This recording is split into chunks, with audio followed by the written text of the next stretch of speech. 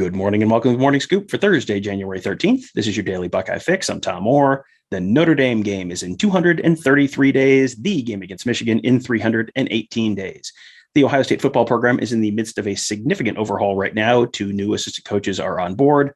Others may be on the way soon.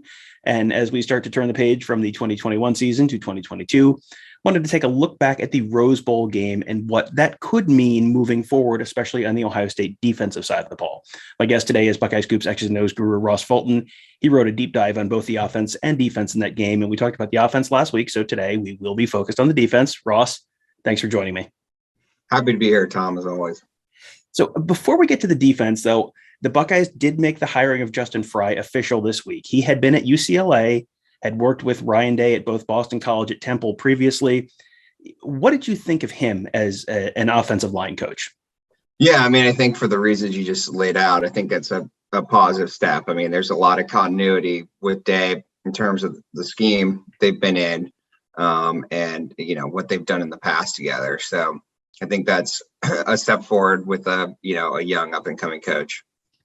You know, you've talked in the past about the need for Ohio State to diversify its run game. And, you know, obviously a lot of that is play calling and, you know, scheme of the offense. But is Frye someone whose lines have typically done the kinds of things that you're hoping to see the Buckeyes do more of?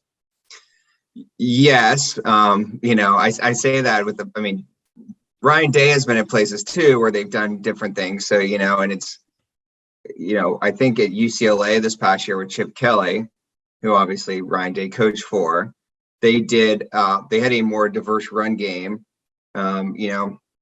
particular more pulling linemen. Frye in the past has done more power and counter tray. He's, this year UCLA did a lot of like running zone to the same side as the halfback, which, as I pointed out, that would certainly help Ohio State with some of this disparity that we've talked about between passing when the halfback's offset and running when the halfbacks in the pistol. But it's somewhat ironic because like Chip Kelly's problem in the NFL was like his run game was not diverse and was very predictable. And so now he's added diversity back into it. And so, it ultimately comes down to what Ryan Day wants. But I do think that like Frye will help bring some more competence into how they're running counter, for instance. And hopefully bring a little bit of that run game diversity mindset from Chip Kelly and mesh that with the, stretch-based run game that Ohio State's been using. And so, I think that could be those just changes at the margins could be a positive difference. So as I mentioned off the top of the show, you also wrote last week about the Buckeyes' defensive performance against Utah in the Rose Bowl. Last week you talked about the offense, and it was just kind of lots of touchdowns. This week it was lots of touchdowns. So on the defensive side, Ryan Day was pretty insistent that Jim Knowles was not involved in that game plan as in the lead up to that game. We talked before the game about a couple of things that, people could kind of look at and see as a potential tip-off that maybe Knowles had at least had a little bit of input in that defense. Did you see any of those signs? So yeah, there were a couple plays, right? And I pointed those out in my article. There's one where they, stacked the weak side defensive end behind the nose guard. But you see a lot with Knowles. There was 1-3 safety look, but it's hard based on like 2 plays to really like jump to big conclusions. They could have just been borrowing from far. So, my guess is that I don't think Day was probably being inaccurate. I'm sure that Knowles has been around and given some input and talked, but I'm guessing that it was largely driven by the coaching staff that was there.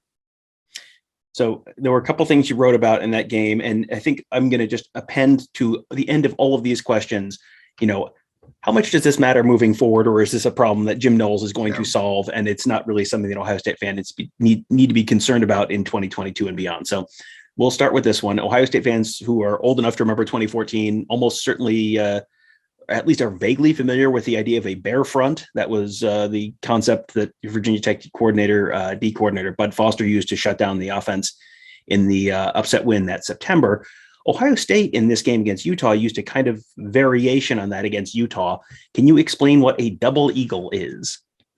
Yeah, I mean, it's all sort of the same, right? I mean, in theory, like there's slight differences in like the where you have like the defensive tackles aligned and maybe where the linebackers are, but in a double eagle, it just is essentially like mirrored to both sides. So you like have a nose guard head up over the center. You have two defensive tackles that are between, three techniques between the guard and the tackle, two wider ends, and then two inside linebackers. And so it's basically an 8-man front.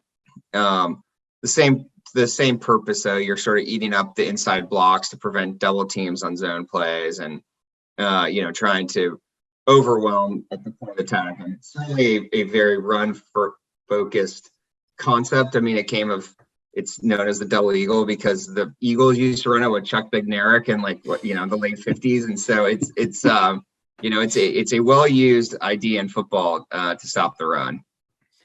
So one of the things that Utah was able to do to move the ball on the ground, you wrote about this, was counters, variations on counter plays. And that's something that has been an issue before for the Buckeyes. Can you explain why counters were creating an issue in the Rose Bowl, and whether that's something that's a concern moving forward, or is this just kind of something that, Jim Knowles will come in on his white horse and wave a magic wand and it will be fixed before next season?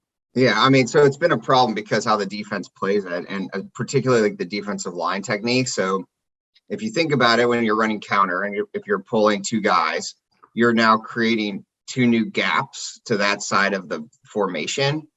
And so you need your defensive line to take on those down blocks and fight across them. And instead, Ohio State's defensive line was just generally coming upfield and staying in the gap that they were assigned pre-snap. And so you move two blockers over to the other side, and you end up with you basically outnumbered at the point of attack. And so the technique they're using to play it really was not responding to, how it needed to, essentially. And so Knowles, I think he will fix it. Obviously, you got the defensive line technique issue will be an outstanding one, depending on the staff situation sorts out. But he is known for, obviously, Oklahoma State's biggest rival is Oklahoma, and under Lincoln Riley, Oklahoma was great at running counter Trey. I mean, that was their base run play. And so Knowles did a lot of things to stop counter Trey. We've talked about like how he uses that mug look with the Leo again. So like you're now putting someone in front of those down blocks so you can pick them up, fight over it, and now your linebackers are clean to scrape over the top to play the counter run. And he wants to spill everything. Like, you have to play counter Trey. You should spill it. A lot of Twitter memes after the Alabama-Georgia game. There was one where Alabama, did not spill counter, and they boxed it and gave Georgia had a huge run off of it. So that's sort of, in modern football, you want to spill and bad play, and Knowles likes to spill everything and force the ball to go to the sideline with the defensive line, have the linebackers and safeties run it down. So in theory, yes, it should be an issue that they should be able to resolve. Another thing that we've talked about as kind of a recurring issue at times this fall was the idea of guarding grass. And basically the Buckeye pass defense had guys in spots where the offense didn't have anyone for them to cover. So they're just out there kind of watching the grass grow. It sounds like that was something of an issue yet again in the Rose Bowl. Is that something that Knowles' scheme is more likely to avoid in the future, or are we going to get to still talk about this next fall? Yes is the answer, I think. He uses so many more coverages. So I think from what I've seen, like when they run cover 4 concepts, they're matching everything. They're not dropping to spots. Some of his zone blitz looks or simulated pressure looks, there is some spot dropping, but it's coming from a variety of ways.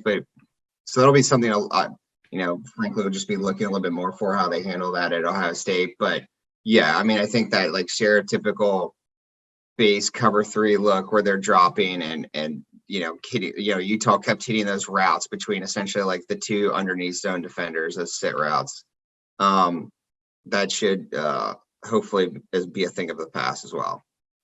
Well, there is a lot of stuff that's going to change between now and the Notre Dame game in 233 days. So there's going to be a lot of stuff that changes in those 233 days, starting probably with whatever the final Ohio State defensive coaching staff looks like for next year. That will impact quite a bit what they're doing this spring and moving forward.